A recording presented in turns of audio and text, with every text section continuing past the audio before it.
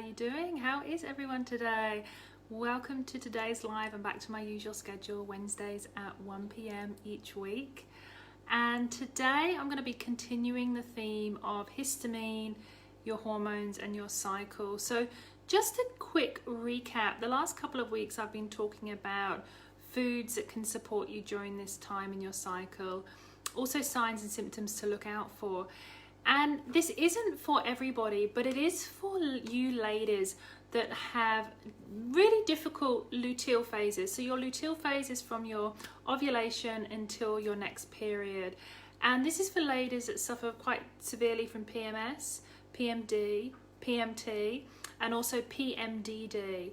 This is for you ladies that know you do get some allergy symptoms, and these symptoms are compounded during your luteal phase, and you may also get other symptoms. So I'm going to talk about that a little bit more, but it's really for those severe times. It's hormone related. So if you have mast cell issues generally and you're really sensitive to histamine, and you do have histamine intolerance and you know that you have mast cell syndrome, then you may need to do other things. But this is for you particularly if you suffer from histamine issues and you know your symptoms get flared up by various foods during your luteal phase. I'll give you a couple of examples. So you might be able to drink wine when you're on your period, but just after ovulation, you know, you have a few sips of red wine, and that can cause this red flush. Or normally you're okay with gluten, and then you have a pasta meal in your luteal phase and you get diarrhea, or you get bloating, or you get an itchy mouth. So it just means that the rest of the time you're sort of okay. You may have a little bit of an allergy kind of symptom. Maybe you're this type of person that does get sinus issues, does get a little bit of asthma, maybe you get some skin flare-ups.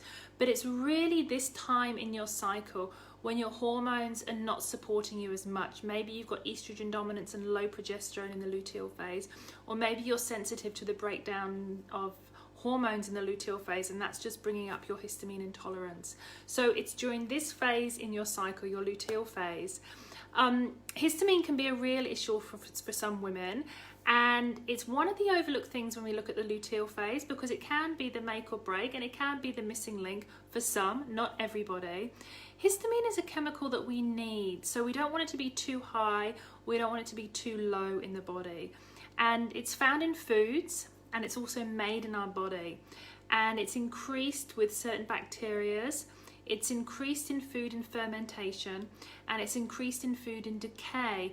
And when you kind of leave food lying around, so leftovers, so people who are really, really sensitive actually find that they don't do very well with leftovers, so they have to make their food fresh daily, or at least when you make bulks, you freeze it straight away.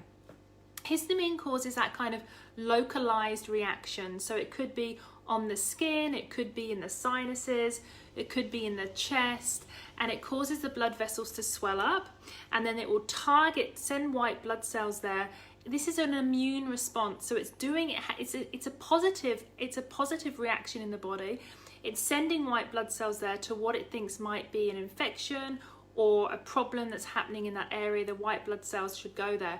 But what happens is when it becomes overreactive, and when you're doing things that cause that increase in histamine. So you have that increase in histamine, but if anything's going on like estrogen dominance, you're in your luteal phase, you've got low progesterone, you've got SIBO, you've got leaky gut, you take antihistamines daily, you're on antidepressants like Prozac, you take ibuprofen during your period, all of these prevent our body from breaking down and excreting histamine, or MTHFR for that matter as well. So there are certain supplements, there are certain medications that we might take which increase the histamine, and unfortunately over a long period of time, antihistamines can do that. It can prevent that kind of breakdown, so we get reliant on them.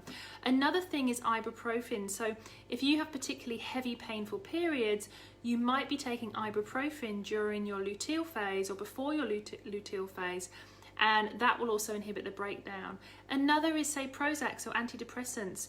If you've got PMDD, you might be reliant on antidepressants, but again, that can cause that vicious cycle. So we want to sort of get in there and try and get to the root of the histamine and support it. Remember also, histamine is an excitatory neurotransmitter, so it's more likely to keep you awake, it's more likely to cause insomnia. And another thing that it does do is it supports excretion of bile acid in your stomach.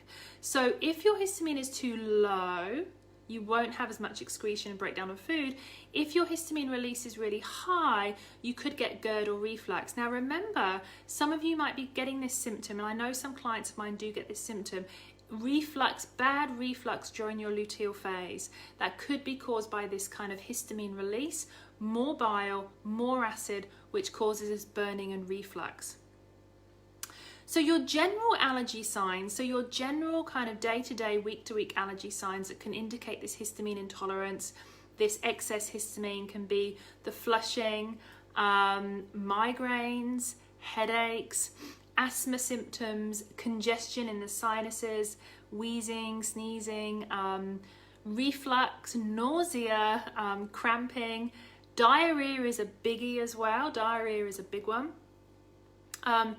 Not being able to fall asleep or stay asleep. Anxiety is a big one as well. Fatigue and joint pain. How many clients do I see that get excessive joint pain during their luteal phase? That's a big one.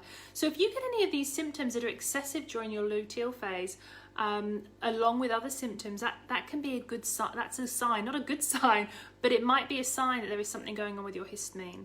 So in the luteal phase, you know, from around your day 14, so after ovulation onwards, you're looking for these other symptoms that can really affect you. What you're looking for is the day-to-day symptoms in this phase, but also if these symptoms are exacerbated by any food in your diet, by perfumes, chemicals, external things, mold, damp. Does it flare up in the damp days? Does it flare up if you go into an old moldy house? You know, what's going on? So in the luteal phase with this excessive histamine, you might be looking at not only allergy symptoms, but excessive anxiety. So really excessive anxiety. You might be looking at those excessive mood swings, those anger and irritability. One of the biggest is brain fog. We've got that inflammation, and brain fog is huge. If you suffer severely from brain fog and any of these other symptoms, there's a good chance it could be down to this histamine. So supporting your histamine levels and supporting that breakdown can also help with the brain fog as well. Agitation after eating. Now you need to tune into this, and it does happen. You know, in terms of that agitation, do you eat and then you just feel a little bit uncomfortable? You might not get the rashes and you might not get the itchy mouth, but you just feel a bit kind of just a bit uncomfortable in your own skin. Or maybe you eat something and you get diarrhea.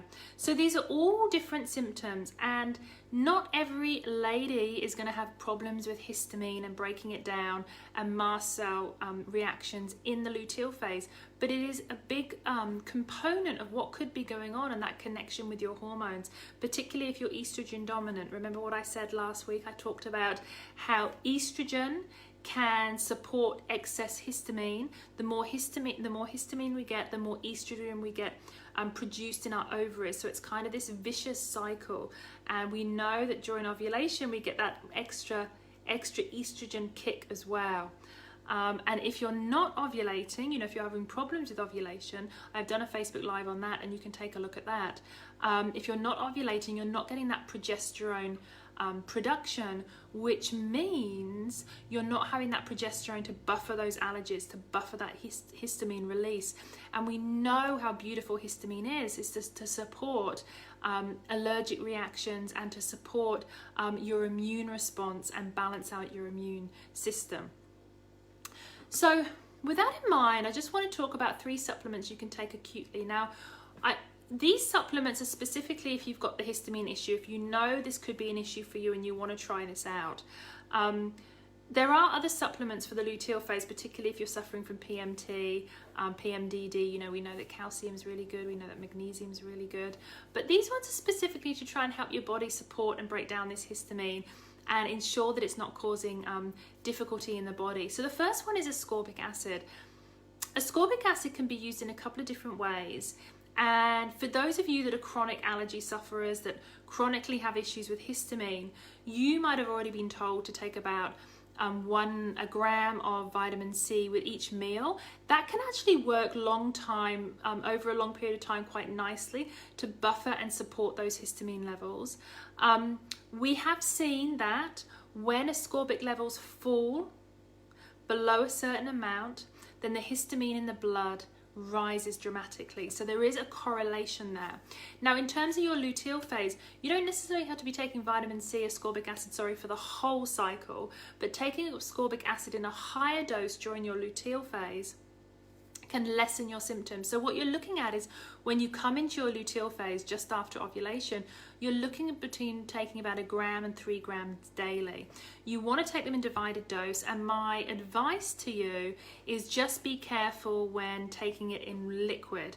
So when you're taking the water with the ascorbic acid, you might get that kind of bowel tolerance result, and you might get some diarrhea. So I actually take 1 tablet, so 1 gram every hour over a few hours, and that tends to do the job. And you can take that for 3 to 5 days, or if it's very severe, you can take that through your luteal phase. If you're really sensitive to oxalates, just be careful with vitamin C, because it can flare things up. So that's for any oxalate people with oxalate problems, and calcium does wonders if you do have oxalate problems. So you might want to take a buffer of calcium with the vitamin C, or not take the vitamin C at all, try something else. But the ascorbic acid, which is a form of vitamin C, but you need the ascorbic acid, 1 to 3 grams a day during your luteal phase can boost the vitamin C in your blood, and that can lower the histamine. So that's a beautiful thing to do. Then we're looking at bacteria. Now, obviously, if you've got a histamine issue, you don't want to be having any fermented foods. You don't want to be having any old food that's been left around, or any food that leftovers, that kind of thing. So you just want to make sure, but the bacteria is a biggie. So no fermented foods, particularly during your luteal phase. You might find that will flare things up and cause some anxiety and insomnia and things like that, which is counterintuitive, because we've been told that fermented foods are really healthy for us, and fermented foods are good for the gut. But unfortunately, unless you get your histamine under control, they can cause exacerbated symptoms. So no fermented foods during your luteal phase. If you are having issues with histamine, that means fermented drink. So this is the hardest. It also means fermented chocolate as well. So I think the hardest for you women during the luteal phase is to say no chocolate. I feel like a right meanie saying that. And also no wine. The luteal phase is a phase when you really want this stuff, but if you're suffering badly, cut it out altogether. Have a look at your probiotics. Have a look at what ingredients are in your probiotics. And if it has the casei, C-A-S-E-I, lactobacillus C-A-S-E-I, if it has that bacteria in, that's actually a histamine creating bacteria. So what you want to do is you want to simplify your probiotic. If you've got that bacteria in it, the lactobacillus casei, you don't want to be taking that during your luteal phase. So my advice is just don't take it, or take one that supports the breakdown of histamine. So you're looking at Plantarum, Lactobacilli plantarum, Lactobacilli rhamnosus. Rhamnosus is wonderful, and this is why it's used as an eczema shield and eczema relief. So you can take 2 of those a day during your luteal phase. And then anything with bifidobacteria. Now, bifidobacteria particularly thrives in the large intestine. And what I found from doing a lot of microbiome mapping and stool tests is the bifidobacteria is pretty low in most people. So what you can do is you can take the Lactobacillus rhamnosus or Plantarum, twice a day, and then you can get a specific probiotic that's just got the bifidobacteria in, and you can take that as well. Those bacteria are a great way to support yourself if you're suffering and you're having lots of allergies. And remember, the casei bacteria is in yogurt, so no yogurt, and yogurt's fermented anyway, so none of that. And soil-based probiotics, they seem to be okay for people with allergies as well. So you can dabble in that, but I would definitely do the rhamnosus. There's lots and lots of clinical studies, clinical trials on that. And it just seems to take the edge off and help the histamine to excrete from your body. Lastly, the third supplement is quercetin, and this is a bioflavonoid. It's a wonderful supplement. Naturally, it's found in fruit, and it's found on the pith of oranges or mandarins, you know, the white pith. So if you're ever eating those, always eat the white pith. But these bioflavonoids, there have been some studies, animal studies as well, and taking quercetin about 2 grams daily during that cycle, more depending on your symptoms, have been shown to kind of reduce your histamine levels in the body and break it down.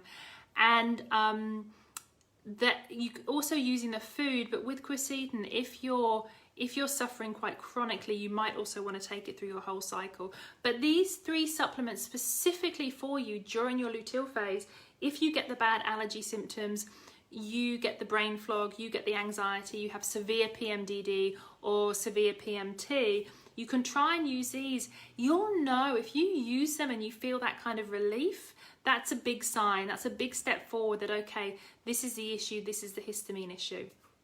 Now, one more thing is also to reduce those foods during this cycle. Now, I've written out, I've got the link below, actually the link in the description here, just with a lower histamine meal plan. Now, really my lower histamine meal plans just are not incorporating things that raise histamine too much. So we're not incorporating fermented foods, we're not incorporating cheeses, we're not incorporating bone broth. So you can have a look at that, and you can try using that during your luteal phase. And another thing, with that, there is a list of foods to not have during your luteal phase that can flare up your symptoms. And that includes, unfortunately, doing things like lemon in water. So citrus fruits as well can flare up the histamine. So we know how much we like to do, you know, lemon in water. You can do lemon in water another time in your cycle, but it's best to kind of not do it during this time in your cycle, during the luteal phase. But one thing you can add in, which is full of bees and it's full of bioflavonoids and it's got iron, is nettle tea. So I would rely on a good quality organic nettle tea. I'd have about 3 good cups a day, and this is wonderful at bringing down those levels, those histamine levels. And if you live somewhere where you can pick, you know, fresh juicy nettles, you can make wonderful things. You can make soup. I've actually got a recipe for a nettle dip. I'll try and remember. If I don't remember, just remind me in the comments to post it. And in nettle dip, it's beautiful. It's got so much vitamin C in, lots of silica, lots of quercetin, lots of bioflavonoids, and it's wonderful. So you can use nettles therapeutically. Wow, do you know what? It's funny because I hadn't thought about it before. Remember when, nettles do actually sting you, but that's the silica, isn't it? That's the silica in them, the little sharp edges. And when they sting you, you used to get. Do you remember? You used to get quite hyperactive as a kid. Okay, so those are my 3 supplements and my 3 tips for reducing histamine during your luteal phase. If you've got any questions about that, please let me know, and I'll be here same time next week. So I'll see you then. Bye.